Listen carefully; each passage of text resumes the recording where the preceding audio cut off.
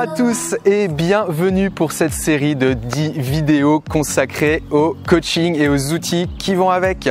Je ne sais pas si tu es nouveau sur cette chaîne, en tout cas si c'est le cas, sache que la dernière fois donc on a déjà fait 2 capsules vidéo. Donc la première c'était sur l'importance des croyances. Dans ces capsules, comme d'habitude, je te donne une explication claire sur ce que c'est et les outils à mettre en place pour faire décoller tes projets dans ta vie.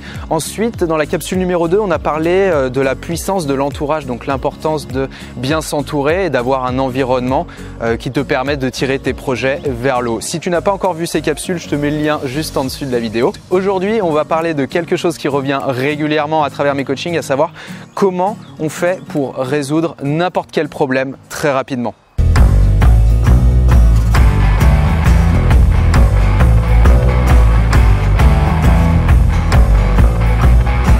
Alors, on commence tout de suite par la résolution des problèmes. Alors, étape numéro 1, à l'annonce d'un problème, qu'est-ce qu'on fait? Alors, déjà, il est important de savoir ce que c'est qu'un problème. La plupart du temps, ça peut être quelque chose d'ordre relationnel, ça peut être quelque chose d'ordre financier, ça peut être quelque chose par exemple d'ordre mécanique aussi. Je pense souvent à ceux qui ont des problèmes de bagnole. Un problème, déjà, la règle numéro 1, l'étape numéro 1, c'est déjà de ne pas réagir à chaud.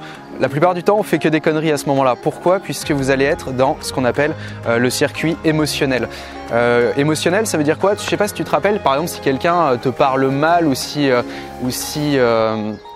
on t'annonce quelque chose finalement qui risque d'impacter négativement ta vie. L'émotionnel, c'est la première réaction, c'est l'émotion que tu ressens instantanément après avoir reçu l'information. Donc règle numéro 1, ne pas réagir instantanément au quart de tour. C'est plus facile à faire pour certains que d'autres, ça dépend des tempéraments, mais en tout cas, sache que ce truc-là, il vaut mieux temporiser en fait la situation pour mieux pouvoir réfléchir. Deuxième outil important, respirer. Finalement, quand on reçoit un problème en pleine face, la plupart du temps, qu'est-ce qu'on fait? Allez, on le refait. On bloque complètement. Et à partir du moment où tu es bloqué au niveau du ventre, au niveau de la respiration, ton cerveau, si tu veux, va avoir un problème d'oxygénation. Qui dit problème d'oxygénation dit problème pour réfléchir et donc pour la résolution de problèmes. Respire. Prends le temps de respirer et de te calmer. Ainsi, ça te permettra déjà de mettre ton cerveau dans un état de calme dans un premier temps et surtout dans un état où il est possible de réfléchir. Ensuite, quand tu es arrivé à te calmer, déjà à te poser, ce qui va être important, c'est de comprendre comment tu en es arrivé là. Pourquoi? Pour simplement réfléchir au mécanisme qui sous-tend tout ça. C'est-à-dire que tu vas passer d'un rôle de victime, la plupart du temps on se pose la question « Pourquoi ça m'arrive à moi? Pourquoi ?» Ou alors on se dit « J'ai vraiment pas de chance dans la vie, vraiment je suis un poissard !»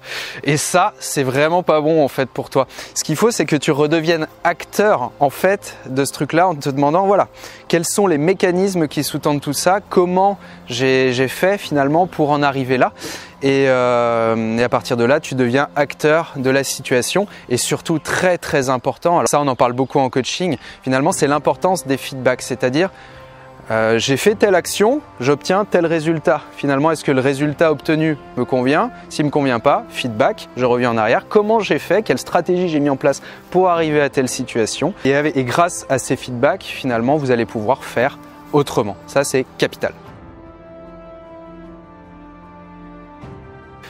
Une fois que tu es arrivé au bout de l'étape 2, je te propose de passer à l'étape 3, à savoir celle de la recherche de solutions. Ce que tu vas faire, c'est, contrairement à ce que font 99% des gens quand il y a un problème, ils focalisent sur les aspects négatifs qui vont découler de ce problème. Moi, ce que je te propose, c'est plutôt de focaliser sur les solutions.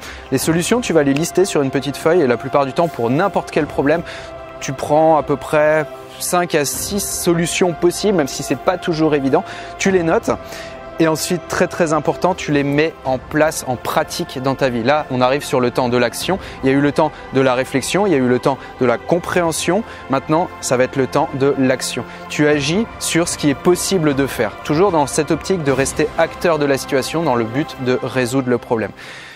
Si ça ne fonctionne toujours pas, parce que j'entends toujours des gens me dire oui mais bon si ça ne fonctionne pas je fais quoi? Dans ce cas-là, tu reviens à l'étape 2, tu reviens sur l'étape du processus qui a mené à ce résultat qui ne te convient toujours pas et tu modifies le process. En modifiant le process, tu vas avoir de nouvelles solutions et avec ces nouvelles solutions, il y a de grandes chances que tu puisses résoudre ce problème définitivement.